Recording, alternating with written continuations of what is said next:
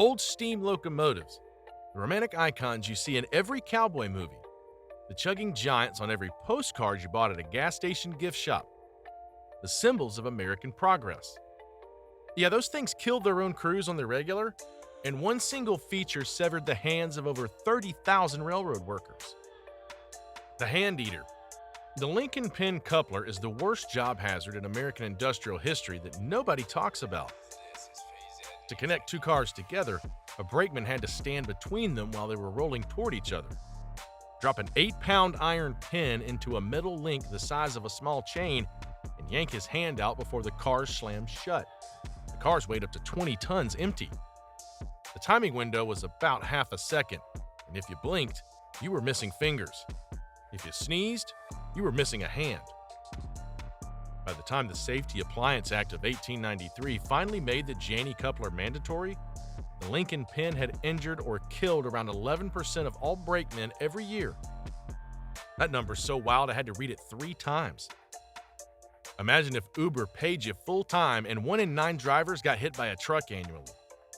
That was just Tuesday on the railroad. Old brakemen were so used to missing digits that a hand with all 5 fingers was considered suspicious, like you were either new or lying about your resume. Death on the roof. Before the air brake existed, every freight train needed humans to stop it. The engineer would blow the whistle in a specific pattern, and brakemen would crawl out onto the roof of every moving car, jump from car to car, and tighten the handbrake wheel with a wooden club called a brake club. They did this in snow, they did this at night, they did this on roofs slick with frost, they did this at 25 miles an hour. The fall rate was insane. A brakeman who made it 10 years on the job was considered a grizzled veteran, which is wild because 10 years is the kind of milestone you celebrate at a desk job with a sad cake. The result of falling off a freight car onto gravel ballast at speed was not really a survival situation. It was a paperwork situation. Most brakemen also had at least one missing finger, and the railroad slang for it was a railroad bachelor's ring. Because losing fingers was so common, it was treated like jewelry. The boiler from hell. A steam locomotive is basically a giant kettle on wheels. You put water inside, light a coal fire underneath, and the steam pressure pushes the pistons. Real cute until you remember the kettle's running at 200 psi and weighs 70 tons. The water level inside dropped below the top of the firebox. A flat piece of metal called the crown sheet would soften, weaken, and the entire boiler would explode like a steel piñata full of scalding death. These were not little bangs either. We're talking the front of the locomotive launching itself half a mile through the air. There's a case from a tourist railroad in 1995, which was within the lifetime of people watching this video, where a steam locomotive had a crown sheet failure during a normal run. 1995.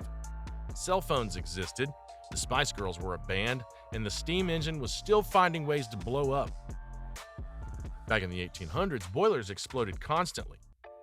Some lines averaged a fatal boiler event every few months, and the fix was always the same. They built another one and hoped the next engineer was paying more attention. No AC, no heat, no problem. Early locomotives had no cab at all. The engineer and fireman stood at an open platform behind the boiler with absolutely nothing between them and the weather. Rain, snow, blistering summer sun, freezing wind at 40 miles per hour, none of it stopped the train. Crews would tie themselves to the boiler with rope and blizzards so they didn't get blown off. Frostbite was just an average Tuesday. When cabs finally did show up, they were made of wood. Wood sitting 6 feet behind a metal kettle running at high pressure with a roaring fire inside of it. If the boiler failed, the cab turned into a cloud of jagged splinters moving at the speed of an explosion. Some crews started lining the inside of their cabs with sheet metal, which sounds smart until you realize they were inside a locomotive that had no roof insulation, no air conditioning, and a firebox door that opened into their face whenever the firemen shoveled coal. Cab temperatures regularly hit 140 degrees in the summer. People passed out at the throttle, which was a great thing to do while in control of 100 tons of moving metal, back when stopping was a luxury. Imagine driving a school bus full of furniture down a steep hill, and the only way to brake is to climb out the window, run along the roof, and crank a wheel by hand. That's exactly what a freight train was before George Westinghouse invented the air brake in 1869. Each individual car had its own brake, Stopping required brakemen running through the entire length of the train, setting them one by one while the train was still moving. You can imagine how this went on a downhill grade. The engineer would whistle for brakes, the brakemen would scramble out into the open, and if they were too slow, the train would just gather speed until it derailed at the bottom or smashed into something. Whole towns built emergency runaway sidings called runoff ramps for this exact problem. Some old grades in the Rockies still have them. A bunch of derailment ramps were originally designed because a brakeman fell off too early and the train forgot to stop. Hotbox or hot mess? Every railroad car wheel sits on something called a journal bearing. In the old days, these were just oil-soaked cotton waste packed into a metal box around the axle. Real high-tech stuff.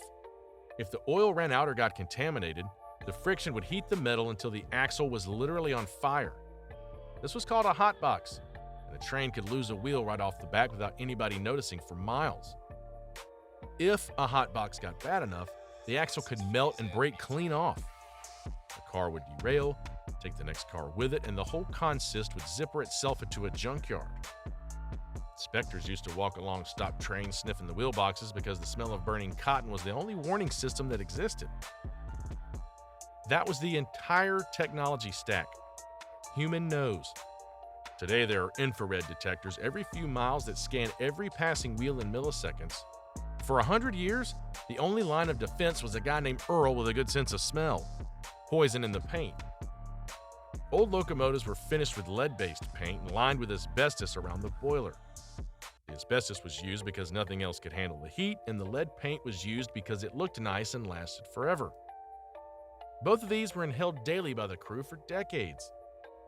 Cab insulation was straight-up asbestos blankets stapled to the wood. Every time the cab vibrated, fine fibers would float down onto the engineer's lunch. The result was an entire generation of railroad workers who developed mesothelioma in their 50s and 60s. The lead paint also gave them stomach problems, neurological issues, and what was politely called locomotive temperament, which was basically just lead poisoning making people irritable. Imagine being the only guy in your community with cancer and rage issues, and then finding out the company knew about it the whole time and just kept buying the same paint because it was on sale. Sparks fly and towns burn. Wood-burning and coal-burning locomotives shot sparks the size of golf balls out of their smokestacks. These sparks were red hot and would fly hundreds of yards in any direction. The fix was something called a spark arrestor, which was basically a metal mesh shoved into the stack to catch the worst of them, and even those didn't really work. Entire towns burned to the ground because a train rolled through with a clogged arrestor.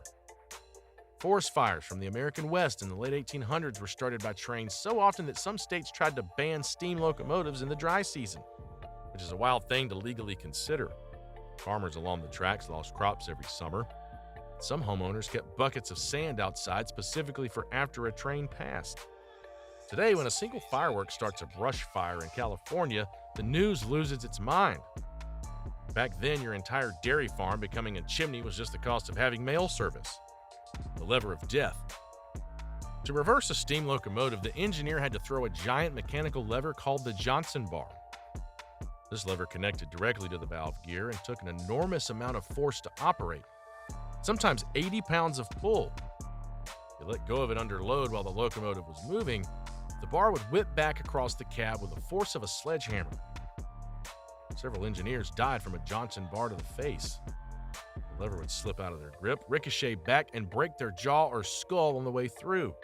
Younger engineers were taught to use their entire body to hold the bar steady, but if a wheel slipped or the steam pressure spiked, you were not winning that fight. Modern engines use a tiny screw reverser with a hand wheel, which works fine, but those existed in the early 1900s. A bunch of railroads kept the Johnson bar anyway because it was faster, even after they knew it occasionally killed people. The glass that exploded. The water level inside the boiler was monitored through a glass sight tube mounted on the side of the firebox. It was about the thickness of a finger, sealed at both ends, and it held back 200 psi of superheated steam. When it cracked, and they cracked a lot, the entire cab filled with boiling steam and glass shards in under a second. Engineers had a few seconds to slam a valve closed before they got cooked. Some didn't make it. The glass replaced occasionally turned into the glass replaced violently, depending on luck. Modern boilers have multiple redundant gauges, electronic sensors, and the glass tube has been replaced by armored sight ports. But in the old days, the early warning system that you were about to die in a steam explosion was literally a piece of glass cracking near your knee. The cowcatcher was a bad idea. You've seen the front of an old locomotive. That pointy wedge of metal that looks like a snowplow had a baby with a cheese grater. That was the cowcatcher, designed to deflect animals and obstacles off the track. It worked great for cows. It worked horribly for people because passengers and railroad workers started riding on it for fun. There's vintage photos of guys posing on cowcatchers like it was the open-air observation deck. Engineers used to ride out there to see the track better in foggy weather. The problem was the cowcatcher was designed to fling things sideways. The human standing on it during a derailment got launched like a slingshot. Some companies eventually banned riding on the cowcatcher, but it took decades of dead employees before that policy was written down. The Headlight was a Campfire. For the first 50 years of American railroading, locomotive headlights were just open oil lamps with a reflector. It's the entire safety system for traveling through total darkness at speed. A flickering kerosene flame in a polished metal dish throwing maybe 100 feet of weak light onto the track. In rain and fog and snow, you got basically nothing. Crews routinely ran trains at full speed at night while seeing about as far as a guy walking with a candle.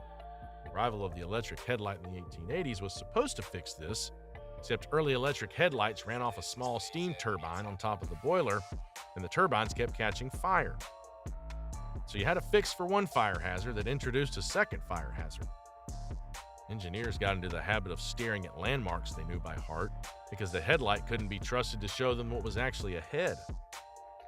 Hitting livestock at night was so routine that there was a standard claim for it, like a fender bender today, the open Firebox Suntan. Every time the fireman opened the firebox to throw in another shovel of coal, a wall of 2,000-degree heat would blast directly into the cab. The crew worked an entire 10-hour shift like this, doors opening and closing every 30 seconds, with their faces baking and their boots getting scorched by the coal that bounced back out. Firemen had permanent sunburns on one side of their body from the firebox. They called it a railroader's tan, and it was actually skin damage from infrared radiation. There are old union complaints from the early 1900s about firemen developing cataracts in their 30s from staring into the firebox. The eyes weren't the only thing that cooked. Coal dust in the lungs gave huge numbers of crews black lung disease, which is the same illness coal miners get, except the railroaders never got compensated for it because they were technically not miners. Bureaucracy at its finest. You inhale coal for 30 years, but you don't get the coal money because you were on a train. No radio, no hope. Communication between train crews and dispatchers used to happen entirely through written orders handed off at stations and signal flags waved from trackside. There was no two-way radio.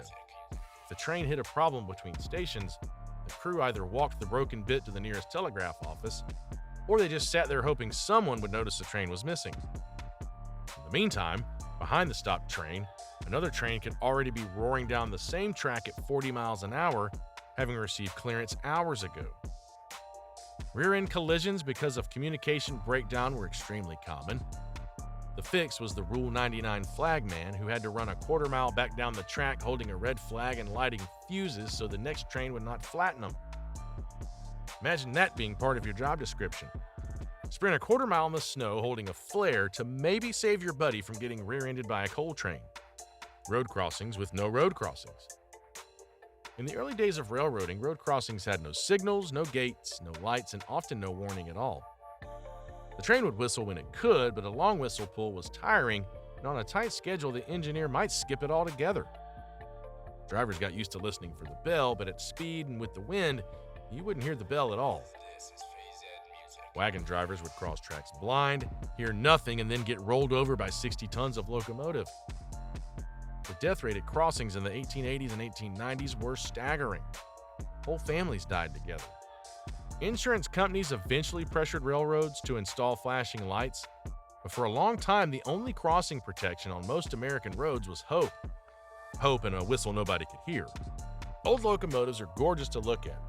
The smell of coal and oil is genuinely amazing, and the engineering for the time was clever. Every romantic feature you see on a preserved engine today probably has a body count attached to it.